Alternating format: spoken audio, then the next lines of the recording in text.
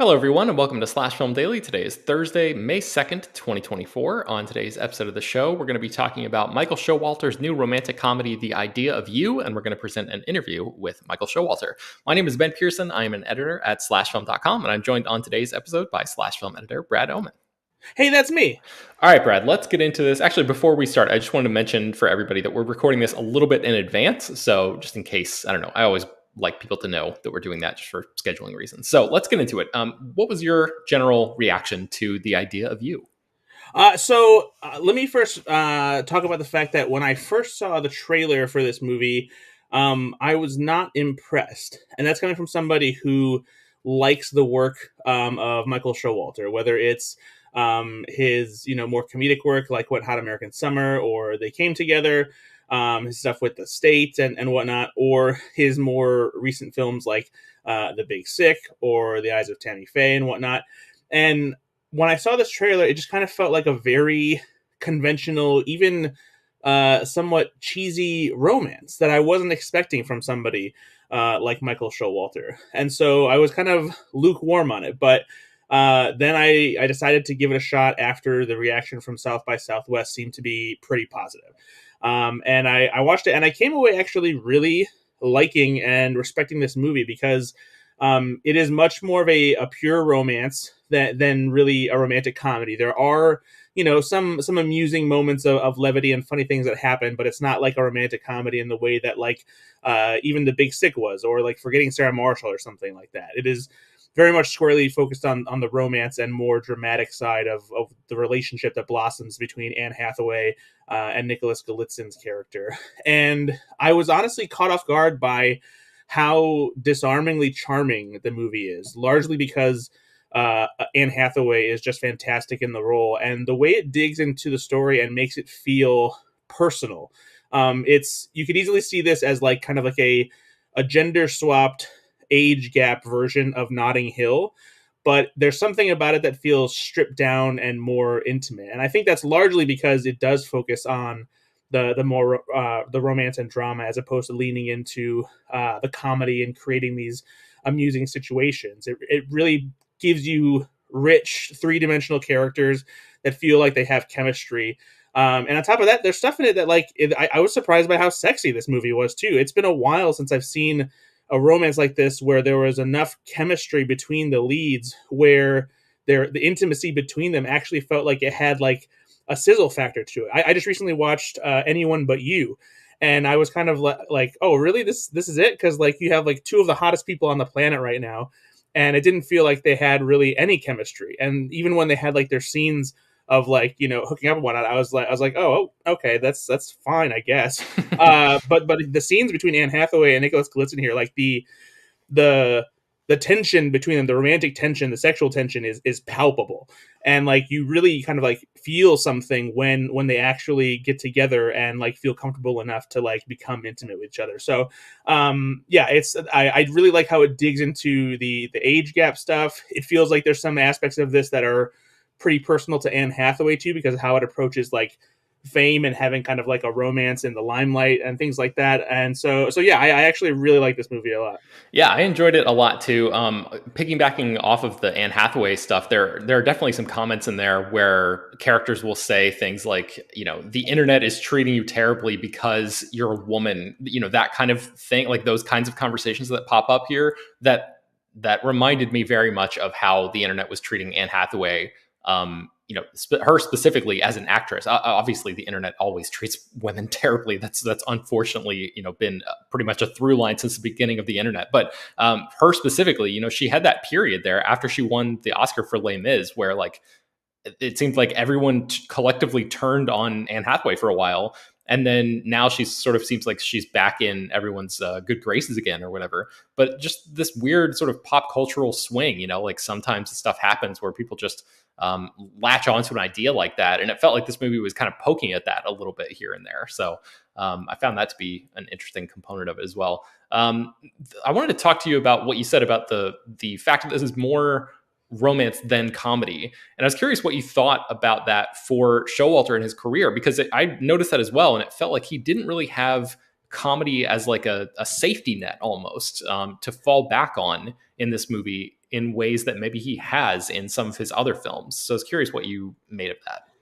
Yeah, and I think it's been just kind of like more of a gradual thing for him of like um leaning into stories that have a little more drama, a little less of a straight comedic angle. Because I actually talked to him about this when The Eyes of Tammy Faye came out. I asked him if this was kind of like a conscious decision to kind of like veer into that territory, and he had said that it wasn't something he was doing intentionally. It's just that's just been like the trend of like the stories that have interested him. And even in like a movie like The Eyes of Tammy Faye, where you have two targets, Tammy Faye Baker and her husband, where it would be easy to make fun of them. He never like took these like easy swipes at them as characters as if they were like people in a Saturday Night Live sketch. He Mm-hmm. let comedy come from natural places, and kind of just like told their story without a judgmental light. And I think that it just happens that more recently he's been invested in stories that just don't require that comedic slant that we're used to seeing from him, which has really been interesting to see, because it just shows how diverse he can be as a filmmaker. Mm-hmm.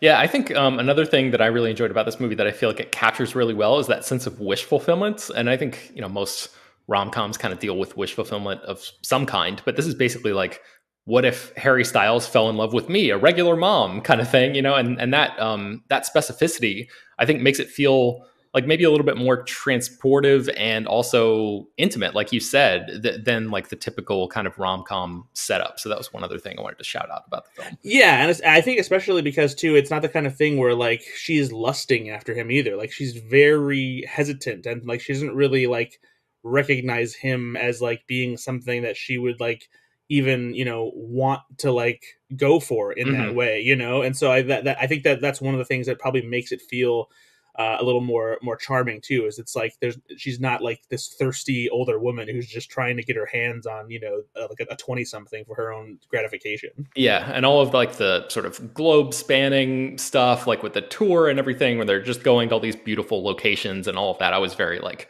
I don't know, I just felt like whisked away in the way that the movie wanted me to feel watching all that stuff. So I kind of love that.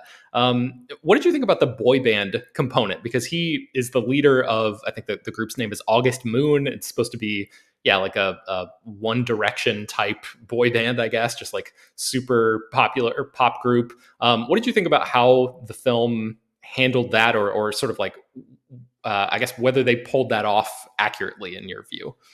So I personally, I never really got the sense that like it felt like he was the leader of the band rather than just kind of like an equal member. Like he's obviously very famous because of this, and there have been comparisons and like thoughts about whether or not this is kind of inspired by Harry Styles, or not, and his time with One Direction. And so I think for me, what I liked the most about the boy band stuff was that the music felt real and authentic. Like it didn't feel like stuff that they like was just put on like a back burner and they're like, well, we'll kind of make a boy band, but like the music's actually good. It feels Yep. like songs that would have come out today. The band all felt like an actual band. The Coachella stuff I was actually really impressed by, because sometimes it's really hard to pull off concert stuff like that and make it feel like a real thing. But it all kind of came together in a pretty impressive way.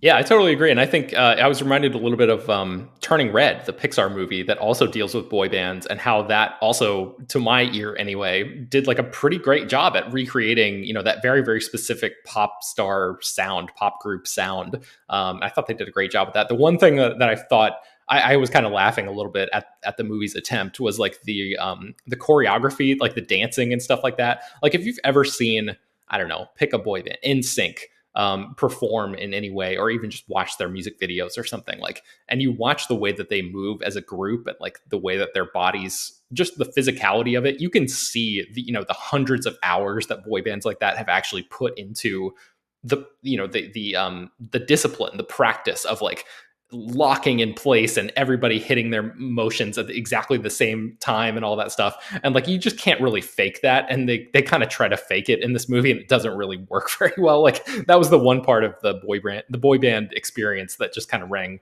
Now a little false to me. I could be wrong about this, but like only because I haven't been super into like the contemporary like boy band scene in like the past, I don't know, decade or so. Did One Direction have like crisp choreographed dances? Because I don't remember them like being a big.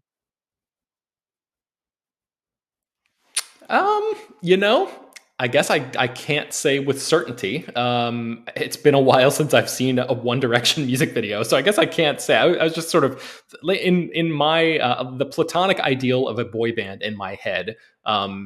Dances with a little bit more of that sort of crispness thing. No, that's and I agree with that. But I do think that in recent years, some boy bands have veered away from that stigma of like, okay, everyone has to do the same dance moves and stuff like that. Whereas it's more of like a, hey, we're just a cool group and we're vibing up here on stage. You know, like there's still obviously like the groups like BTS and stuff like that, where like it's all about those choreographed dance moves and things. But I feel like that there was like a sect of boy bands from like the late 2000s into the 2010s where like they weren't necessarily the same kind of like, you know, choreographed kind of boy bands where they were all dancing together. But Okay, well, I fully acknowledge that I could very well be wrong in this component, so I appreciate you dropping some knowledge on me there. All right, so I think that's good enough. Before I really want to talk about the ending of this movie with you, Brad, but before we get into spoilers, did you have any other aspects of the film that you wanted to shout out, or like things to talk about before we sort of hit the metaphorical spoiler gong here? I want to give a shout out to the actress who plays Anne Hathaway's daughter, Ella Rubin. This was one of the times where like I really felt like they nailed the casting as far as someone's kid, and it really felt like it could be Anne Hathaway's daughter. Like typically like when you see kids in movies, like they're just cast because like, oh, they're fun kids and they're charismatic, but they don't ever look or feel like they're like the kids of the actors that they are supposed to be the offspring of. Mm-hmm. And there was something about Ella Rubin's performance and her overall look, and I wonder if it's just because she kind of looks like a young Anne Hathaway from like Princess Diaries, but like, you know, with like a cool, you know, modern day edge that kind of made me feel like, oh yeah, that feels like it's Anne Hathaway's daughter. Yeah, I thought she was a good actress. I thought she seemed to me. I don't know. I didn't look up her age in real life versus the age of the character, but she seemed much older than, you know, a young high school student to me. Like Yeah, at one point, she does look a little bit older. Yeah, I was like, she's going to camp. yeah, I know. Yeah, that was exactly what I was going to say. At one point, she shows up at camp, and my wife and I like turn to each other and we're like, "Wait a second! Like, is she a counselor here, or like what's going on?" Because she's yeah, it looks like she is 22, so she's kind of right around there. She still looks young, but yeah, yeah. And I also like that they cast Annie Mumolo in like a little supporting role. I actually wish that we would have been able to see more of her because I really liked her role in the movie. Yeah, I wonder if there's something maybe left on the cutting room floor just for pacing or something like that. Because it seemed like she had a pretty small role, and it's almost like you know, when you cast somebody like that, you want her to lean into her strengths as a performer, which presumably would involve like some comedic improv and stuff like that. You know, bouncing back and forth with Anne Hathaway, and there weren't really that many scenes of the two of them kind of hanging out. I agree. I would have liked to see that as well. But and she did get one of the best lines, which was, "Oh, did I not tell you? No one likes seeing a woman happy." Yeah, exactly. Okay, let's get into some spoiler stuff. So this is and the movie is out on Prime Video right now. So if you've not had a chance to see it yet, you can press pause, watch the movie, and then come back. But I wanted to talk to you about the ending, Brad. So as the film approaches its end, Celine, which is Anne Hathaway's character, and Hayes, which is Nicholas Galitzin, they're together and everything seems to be fine. And then Izzy, the daughter, essentially has this really, really bad day at school. And Celine begins to realize what effect her relationships is actually having on her daughter's life. So she goes to break it off with Hayes again, and they agree that in 5 years they'll revisit the possibility of trying to get back together, but each of them should try to pursue love if they happen to find it in the meantime. So 5 years go by, and then Izzy is now off at college, and the movie basically ends with Hayes walking back into Celine's life and the two of them getting back together. So I was curious what you thought about the ending of this story. You know, I liked it because it did feel like they didn't try to go for like this happily ever after kind of ending. Like you could easily see that in it, but I think it's just the kind of thing where like it leaves it open ended. Like, sure, he comes back and like maybe it'll work out, maybe it won't. But like the fact that like they're going to give it a go after waiting 5 years, you know, shows that like it's something that still stays with him. It's something that she's probably still, you know, willing to try out and give it a shot. And I kind of appreciated that this was kind of like almost like the anti La La Land in a way, where you know, La La Land, we get like this whole alternate thing of like how it would have worked out if, you know, it went this way instead, but then they've both kind of accepted that they have to have these separate lives, and like their romance, you know, just wasn't meant to be. And here you kind of you get that time where it's everything has happened in their lives. And even though like you don't see it, you understand that they're both, happy doing whatever they're doing, but then like they get a chance to essentially make it right. So Mhm. I felt like it was a nice ending without being overly saccharine about it. Yeah. The idea of yearning taking place over literal years, like the beauty of the reunion with like the often unspoken tragedy of the sacrifices that people have to make to get there in scenarios like that is one of those romantic tropes that pretty much always gets me. Like when it's done right, there's almost nothing that I find more powerful as a viewer. And to me, this movie came close to nailing it, but I think it kind of sort of speeds through its conclusion a little quickly, like so quickly that I didn't really have enough time to see the two main characters dealing with the weight of the decision that they made and then really Yeah, I agree feeling, with you there. yeah. Yeah, I would have liked to have seen a little more, like maybe like 5 minutes of like what they were doing, like living their lives over those years, as opposed to just 5 years later. Yeah, because then when they're reunited, you could really feel that sense of the weight lifting, and I think that's where like the emotional punch comes in for me, anyway. And I also wanted to talk to you about like the decision for them to break up at the end. Like, I don't have kids. I know you don't have kids either, as far as I know, Brad. As far as I know, too. I mean, But I'm guessing like many parents would want to prioritize their kids' happiness over their own. So like on paper, I understand why Anne Hathaway would make the decision to break things off there, but like on the other hand, I guess it seems like the main reason that she split up with Hayes is because Izzy's classmates were kind of messing with her in various ways about her mom's relationship with this pop star.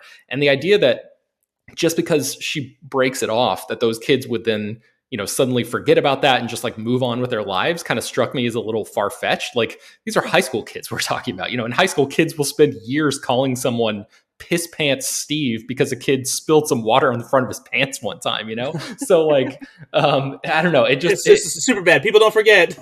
Yeah, exactly. So it just kind of, I don't know, the idea of like, it seemed a little clean in the movie, I guess is what I'm saying. So I was wondering if you felt that at all, or if you were just like so into the story that didn't matter, or if like you were brainstorming other ways that these characters could have like figured some way to continue this relationship, or what you thought about any of that. Yeah, I think I agree with that to some extent, but I also do think that as petty as high schoolers can be about things like that, they can also be equally as like just like brief with them, where like it's an obsession for a little bit, but then if it's not something that is really prominent anymore, or like something that keeps popping up in their lives, then they just stop caring and it doesn't become a thing. Like the idea of like basically something being a meme, in high school culture and then moving away from it. And I think that if anything, the decision is probably just based on the idea like if they keep doing this isn't going to go away, like where they'll always be on tabloids, and there'll always be someone, trying to take pictures of them. And like, I think not wanting that life for your kid at a very pivotal moment in their life is pretty understandable. Yeah. Even if you do want that level of happiness. And I do think that it's the kind of thing where even if you think that like it'll get better as it goes on, like it's just a lot to deal with. That's something that like, even us, knowing how this industry works, I don't think I could ever understand how stressful and frustrating and annoying that would be. Yeah. So yeah. And I think that if they do break up and like he's not around anymore, then like a lot of those people just aren't going to care, like Yeah. you get your 15 minutes of fame and then moving on. Yeah, I just wanted those two crazy kids to get together, And I actually thought they did a good job too with like transitioning him out of the boy band space and into like the singer songwriter, like solo performer, where like, yeah, for sure, even the look of his character changed, in that 5-year gap. I think he's got like some facial hair or something that he did, or like some sort of styling or something that looks a little bit different. It looks like he's dressing a little bit differently, and just kind of like it felt real. It felt like that amount of time actually had passed. Like I said, I just wish I had a little bit more time, like with those characters to sort of feel the weight of that decision. But okay, anything else that you wanted to mention about the idea of you before we get into your interview here? I don't think so. All right. Well, here is your conversation with Michael Showalter. Hey, Michael, how's it going? It's great to talk to you again. Good. How are you? Fantastic. Let's just dig right into it. Michael, I got to say, I feel like you're one of the few filmmakers working today who is making movies in the same vein as Nancy Meyers, Nora Ephron, James L. Brooks.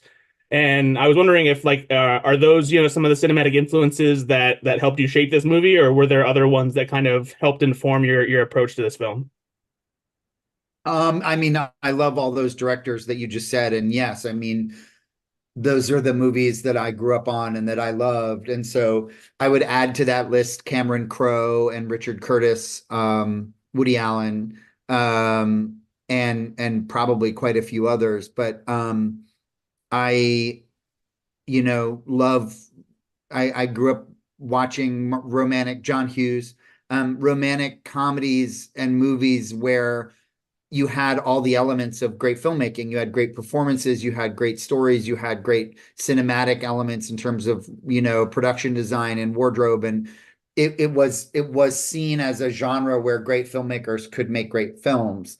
And so it's not to say that I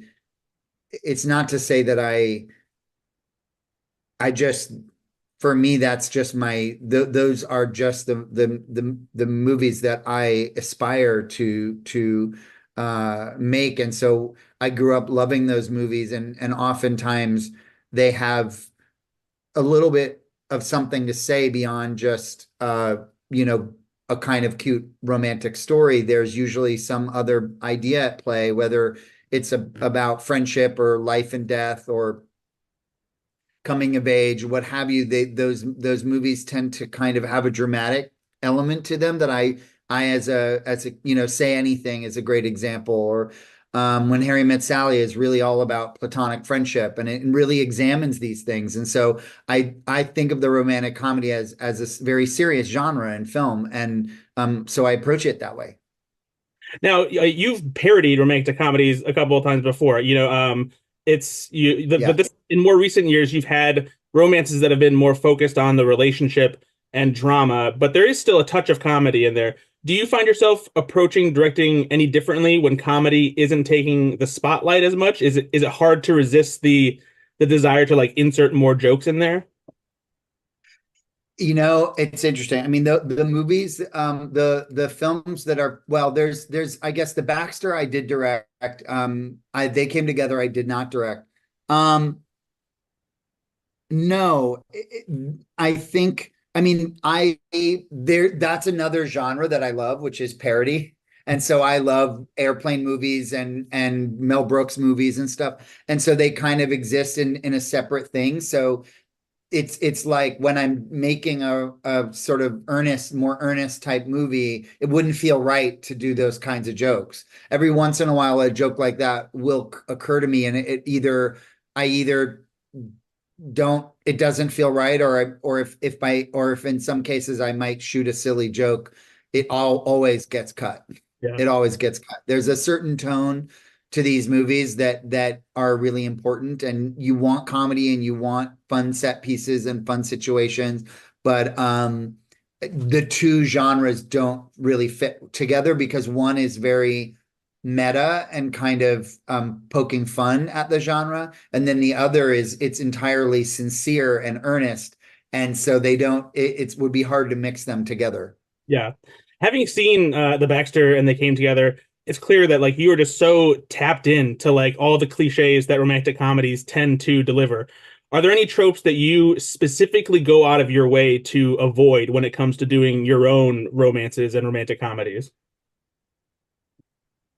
um there's no tropes that I avoid, but I would say, kind of going back to my first point, which is it's interesting because tropes and cliches, at least I see, are different. A trope is a convention of the genre that, if done in the right way, is very satisfying. Yeah, that's fair. For me, a cliche is when you see something that is a regurgitation of those tropes, wherein the filmmaker and or writer doesn't even know why it's there. And so they're doing the trope without even knowing what the purpose of the trope is. Right. And that, when you see that, that feels like cliche, because um I love genre movies and I love seeing the conventions of the genre repeated if the filmmaker and or writer understands its purpose. Yeah. Whereas if it's just in there because that's what always happens. And it seems somewhat arbitrary, like, well, there has to be a scene when this happens, and so they just put it in the movie. Yeah. Then we're in cliche territory. And so I would guess my answer to that question would be I avoid cliche, but I really love tropes. Uh-huh.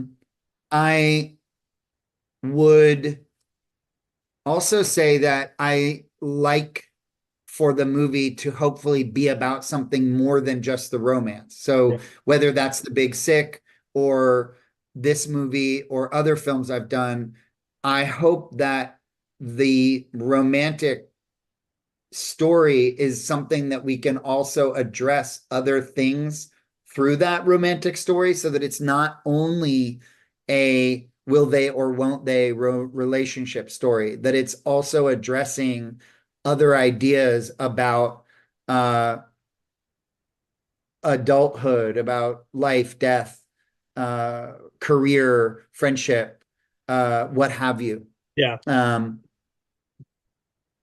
What was the process like creating the music for August Moon? Because it genuinely sounds like good pop music you'd hear on the radio today. Did you yourself have like a certain style in mind you wanted to emulate when developing the sound and those sequences?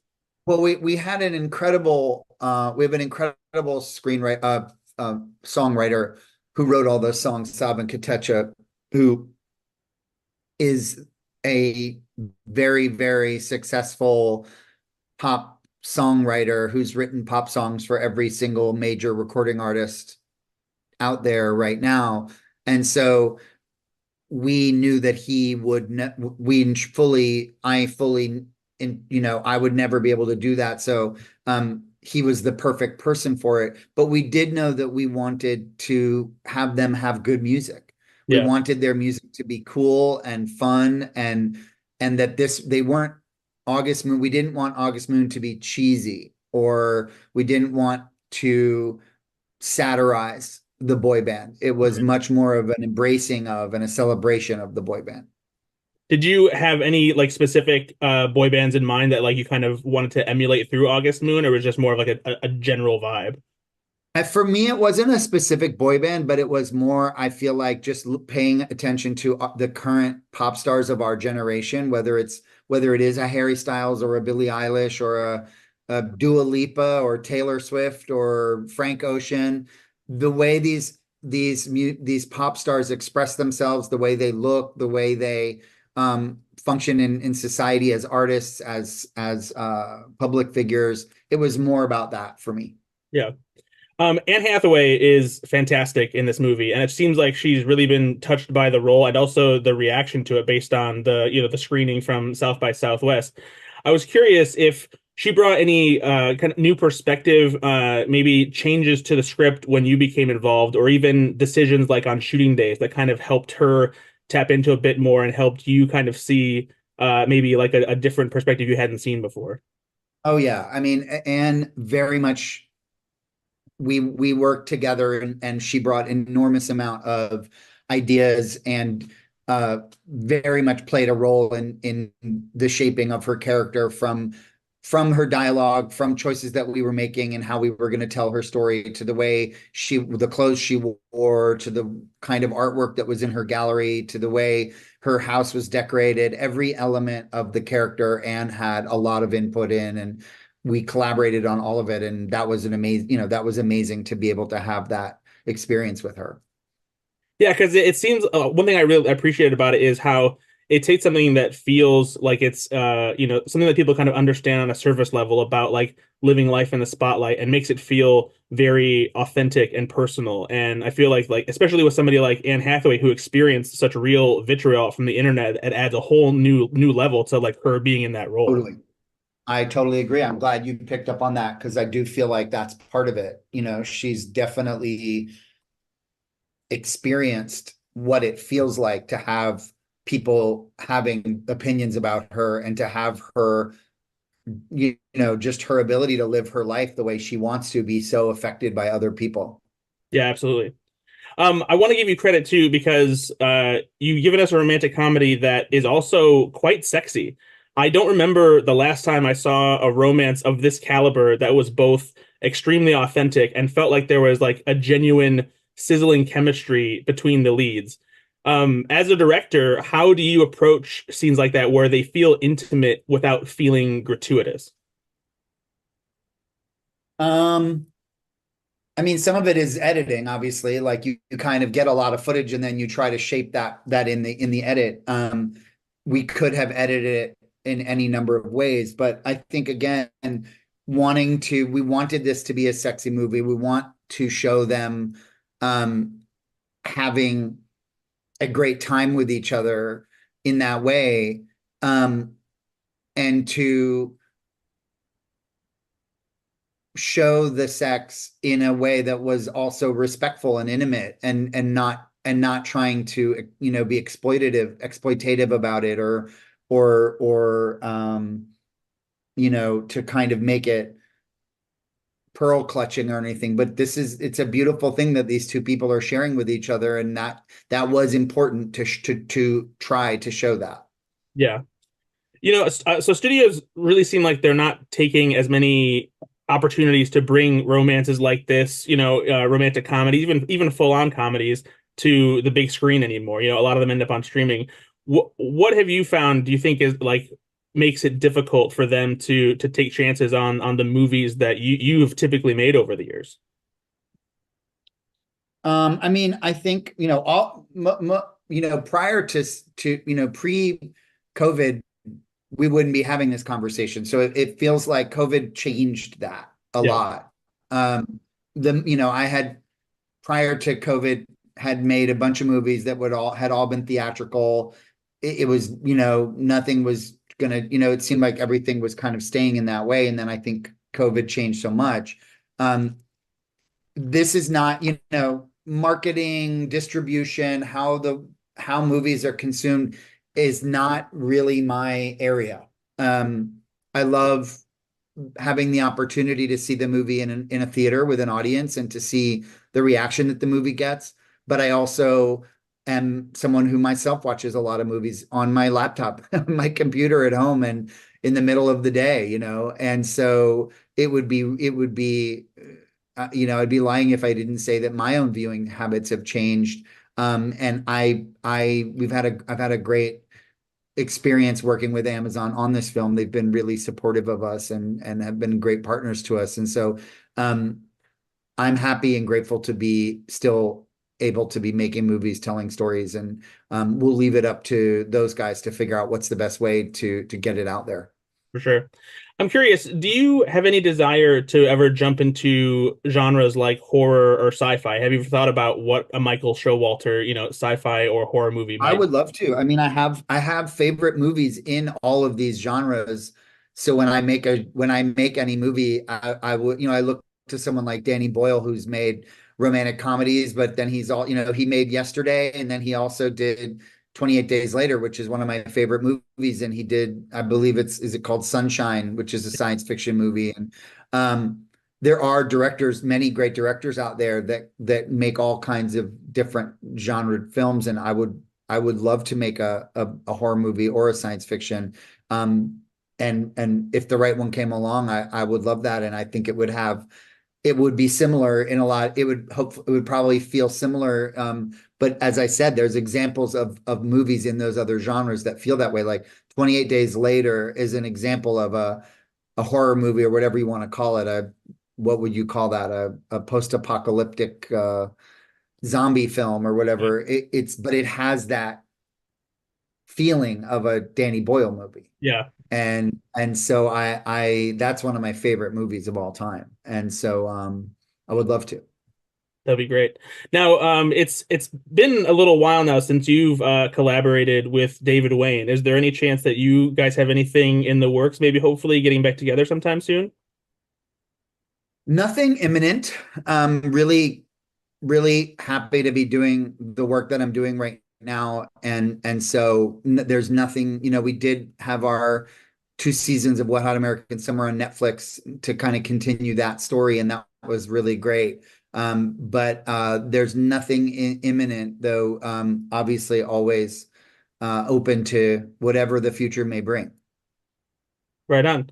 Well, they're giving me the light, but so it was great talking to you, Michael. Appreciate it. I really Thank you, loved the Bradford. idea of you, and I can't wait to see what else you got Thank, cooking. thank you so much. I really appreciate it. Take it easy. All right, I think that's going to do it for today's episode of the show. You can find more about the idea of you at slashfilm.com, and I will link to our review in the show notes. Slash Film Daily is published every weekday, bringing the most exciting news from the world of movies and TV, as well as deeper dives into the great features you can find on the site. You can subscribe to the show on Apple, Overcast, Spotify, wherever you get your podcasts. Send your feedback, questions, comments, concerns, and mailbag topics to us at bpearson@slashfilm.com. Make sure to leave your name and general geographic location in case we mention your email on the air. Don't forget to take a minute to rate and review the show on Apple Podcasts or Spotify. That really does help us out a lot. Tell your friends about this show any way you can. Thank you.